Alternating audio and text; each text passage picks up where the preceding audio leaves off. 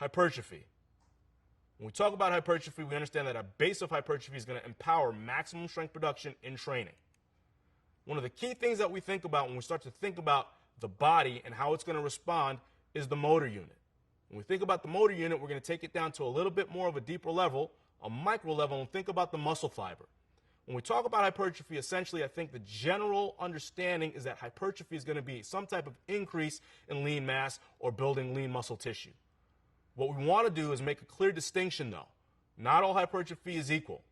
We understand that for strength to increase, for your abilities to express force to increase, one of the key issues at hand is increasing muscle cross-sectional area. There are a couple of ways that we can do that. Hypertrophy will attempt to do that, but in one instance, the actual increase in muscle cross-sectional area does not benefit us. In the next instance, it does. Ultimately, we want to make sure that the type of training loads that we utilize are stimulating the appropriate type of hypertrophy that we need to see performance gains increase. If we think about the motor unit as a light bulb, we understand that its activation is going to be supremely important. One of the key things that we want to make sure is that when we talk about hypertrophy, it's going to increase the potential. By increasing muscle cross-sectional area, what we do is increase the potential for muscular force to be expressed, but we don't necessarily have that happen just yet.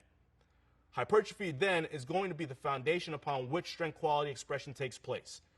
We want to make sure that we have a firm foundation, all the potential that we could possibly have, so we're going to focus on hypertrophy and the effect that it has on our ability to develop our strength qualities. Hypertrophy can be elusive, though. A lot of times, based again on our traditional views, based on muscle magazines, based on our focus on bodybuilding and what we've been given through media, we believe that the achievement of hypertrophy is simple. This couldn't be further from the truth. Again, if we're thinking about a basic level of non-effective hypertrophy, yes, this is something that is easily achieved. But true increases in muscle cross-sectional area, the things that we need that are going to help give us the potential with the appropriate training to then exhibit more muscular force, is very, very hard to achieve. The key thing that we want to do is start to define what those two main types of hypertrophy are. First thing at hand, though, if you're thinking about increasing muscle cross-sectional area that's going to be beneficial to you, if we're thinking about functional hypertrophy, this is going to be a lot of hard work. And that hard work is one of the key reasons why it's so elusive. The first type of hypertrophy that we'll go through is sarcoplasmic hypertrophy. Sarcoplasmic hypertrophy is the increased volume of sarcoplasm, or the fluid between the myofibrils and non-contractile proteins. This is essentially what we call non-functional hypertrophy. Two key words here: sarcoplasm being specified as fluid and non-contractile proteins. We understand that an increase in muscle cross-sectional area is going to be important, but in this particular case, the increase in volume of fluid is what aids in the increase of muscle cross-sectional area. And we understand that fluid is not contractile. That is why this is called non-functional, because we're not actually developing the qualities that we need that are going to have a contractile expression or lead to muscular force development. When we think, though, about the stimuli for growth in a sarcoplasmic setting, we understand that the metabolic demands are going to be huge. Local muscular fatigue is going to be the key thing that we're focusing on, so long times under tension. We understand that there's going to be increased muscle tension and increased mechanical stress that the body's going to undergo, and that is going to be the stimuli for that increase in fluid. However, as we continue to work through this presentation, one of the other key elements that we have to focus on is how much load is being applied within that time under tension. So when we think of sarcoplasmic hypertrophy, this tends to be the image that we have in mind. The increased vascularity that you can see, the veins popping out of the skin. We can also see the fullness of the biceps, the things that we want to achieve to be able to look better. Again, so when we think about how we want to look aesthetically, a lot of times that's where the sarcoplasmic hypertrophy element comes in. Imagine a night out on the town. You mean to tell me that before you go out on the town, you don't drop down and give yourself a couple of push-ups? You know that you want to look as good as you possibly can. So you're going to do anything you can to increase that pump. Give yourself that sense of fullness. Increase the image that you have so that when you're out on the town, people actually believe that you are working out as hard as you can. But the next day we know that that's gone. That's kind of the issue with sarcoplasmic hypertrophy. When we think about the variables that induce sarcoplasmic hypertrophy, one of the key things that we're going to find is, first, there's going to be a lot of time under tension, and there's going to be a high volume of effort. 9 to 12 reps, 3 to 6 sets. The issue at hand, though, is that the intensity is low. Again, if we're thinking back to the SAID principle, if we think about specific adaptations to impose demands, we understand then that if we're operating at low loads, then the demand for the contractile proteins in the muscle to actually grow or operate where they're going to move force, where they have to produce high levels of force, are not going to happen in this scenario. So the actual time under tension at a low load is only going to help induce volume of fluid and not necessarily improve the way our contractile proteins move. From the beginner state, we're thinking about percentages being roughly around 70% and sometimes even lower than that. As we move to our intermediate state, 70 to 80% becomes a bit more reasonable. And for our very advanced lifters, 70 to upwards of 85% become the starting point for our advanced lifters when trying to induce sarcoplasmic hypertrophy. In sport, sarcoplasmic hypertrophic gains tend to be seen, not felt, and definitely not part of the expression or the enhancement of performance. Continuing, we understand that there's going to be a second type of hypertrophy. This particular type of hypertrophy is referred to as either myofibrillar hypertrophy or sarcomere hypertrophy. When we start to think about the muscle fibers, and again, if we start to break ourselves down, going into the micro level of that muscle fiber, we have what we call that myofibril. Within the myofibril, we're going to have a construct called the sarcomere, which is going to have the two main elements or the two main filaments that are responsible for the contractile nature of our muscles. That actin and myosin filament and the way that the two of them connect together is going to be extremely important. What we're looking to do when we talk about functional hypertrophy is increase the cross-sectional area associated with the myofibrils or the sarcomeres, the parts that we know are actually going to be responsible for the contractile nature of our muscles. So when we talk about or we define myofibrillar hypertrophy, it's going to be the enlarged muscle fibers due to increased myofibrillar density and therefore the addition of sarcomeres in parallel.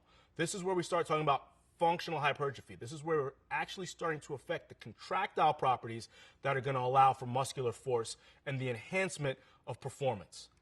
So when we think about this, when we think about farm strong, when we think about the strength that ranchers will display, or that blacksmiths will display, or that miners will display.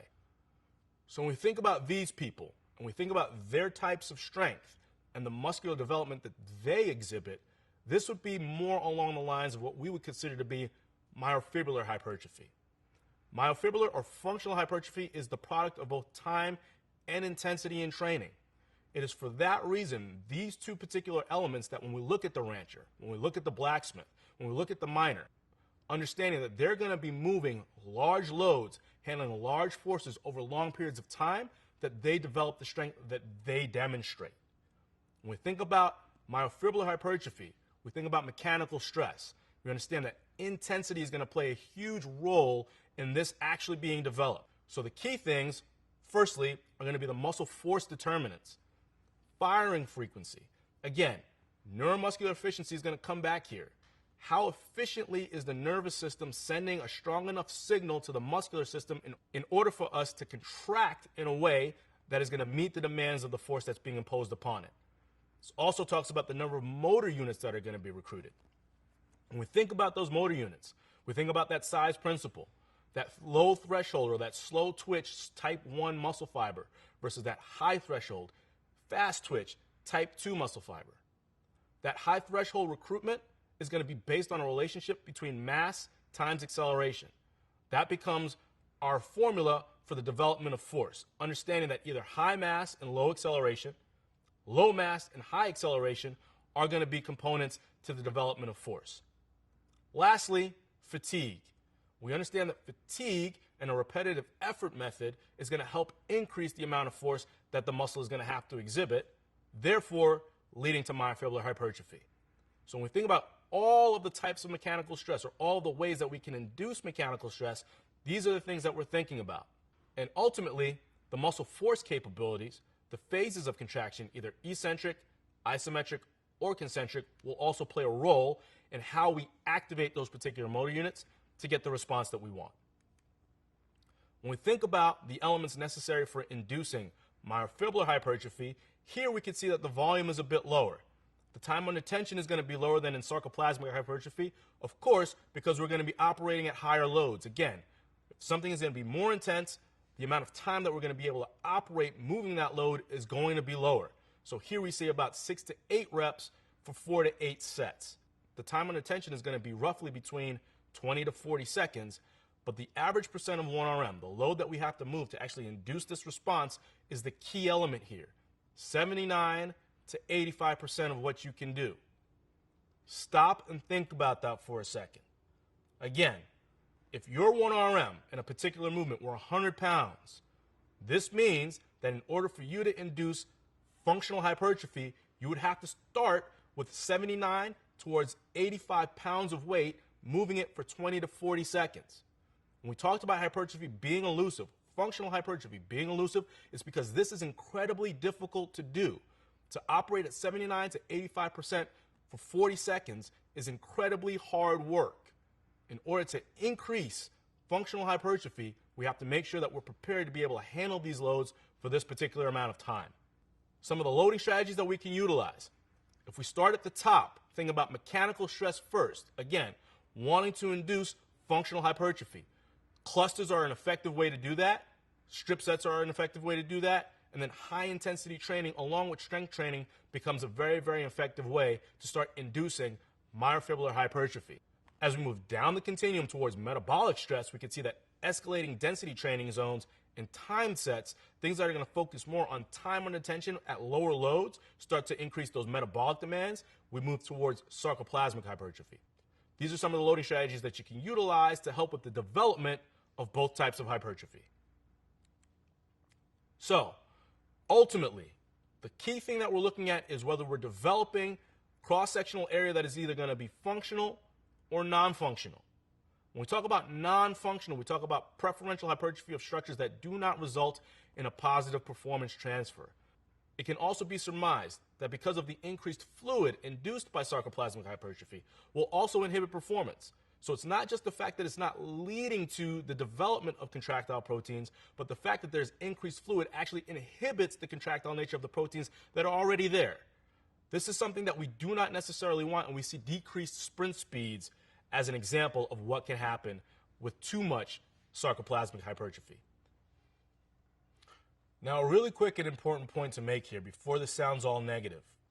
Again, we're talking about specifically inducing hypertrophy that are going to have a direct impact on performance gains from a contractile nature.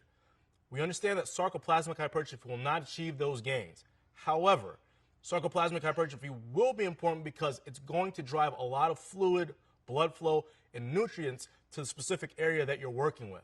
So again, if we're thinking about helping with recovery, also understanding that the metabolic demands are going to have an impact on body composition, these are going to be the benefits of utilizing sarcoplasmic hypertrophy. So, and we're not just thinking about how it's going to help with the development of force, but everything else that we can utilize it for, that's where we're going to see the positive gains here. So keep in mind, if we're thinking about nutrient delivery, metabolic demands to help with body composition, great. But if you're thinking about increasing sprint time due to an increase in the ability to generate force, this is probably not going to be the way to go. Functional hypertrophy, though, is going to be the preferential hypertrophy of structures that results in a positive performance transfer. Again, when we're thinking of performance, not just aesthetics, these are the things that we want to think about, and this is going to be the focus.